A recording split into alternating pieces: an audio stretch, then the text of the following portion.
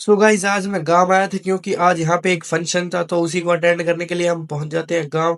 लेकिन गांव पहुंचते ही देखा कि फंक्शन की तैयारी जोरों से चल रही थी तो बस देखने गया था, लेकिन कुछ देर बाद मुझे भी सब्जियां काटने वाली टीम में शामिल कर लिया गया। आलू और पेठी की सब्जी कट रही थी और सब अपने अपने काम में लगे हुए थे। धीरे धीरे मैं भी माहौल का हिस्सा बन गया।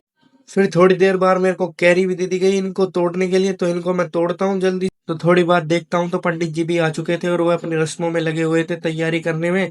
तो देखता हूँ तो गाइस बच्चे बैठ गए थे आसपास पंडित जी के, पता नहीं क्यों देख रहे थे। फिर मैं भी बैठ जाता हूँ उनके साथ और देखने लगता हूँ पंडित जी क्या क्या कर रहे हैं।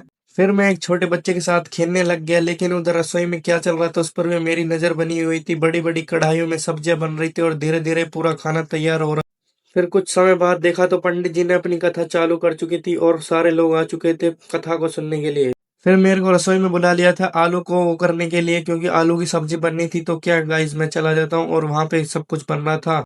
और फिर पेठे की सब्जी तो रेडी हो चुकी थी बन के तैयार। तो गाइस कितनी अच्छी लग रही थी, ये खाने में कितनी टेस्टी होगी। फिर इसको साइड में उतार के रख देते हैं क्योंकि गाइस कुछ भी हो सकता है, बच्चे बच्चे छेड़ देते। फिर थोड़ी बात देखा तो पंडित जी लोगों के हाथों में कलाई डोरा बांध रहे थे और मैं वहां साइड में खड़ा होकर सब कुछ देख रहा था। और फिर देखते हैं हमारे आलू छीलने की वजह से लाल हो गए थे हाथ, तो गाइस बहुत दर्द हो रहा था। फिर देखते हैं हम आलू की सब्जी के लिए छौंकन वगैरह हो चुका था सब कुछ। तो फिर मैं रायते के लिए चला जाता हूँ गाइस, रायते को तैयार करने के लिए। दही को अच्छे से चलाया और बर्फ डाली और सब कुछ लगभग तैयार ही हो चुका था, क्योंकि एक साइड में आलू की सब्जी भी पूरी तरह बन चुकी थी। तो आखिरकार खाना तैयार हुआ और लोगों की कथा भी संपन्न हो गई थी। तो अब बारी आती है लोगों को खाना खिलाने की। लोग बैठने लगे और सुबह से जो दौड़ भाड़ हो रही थी उसका नतीजा सबके सामने था।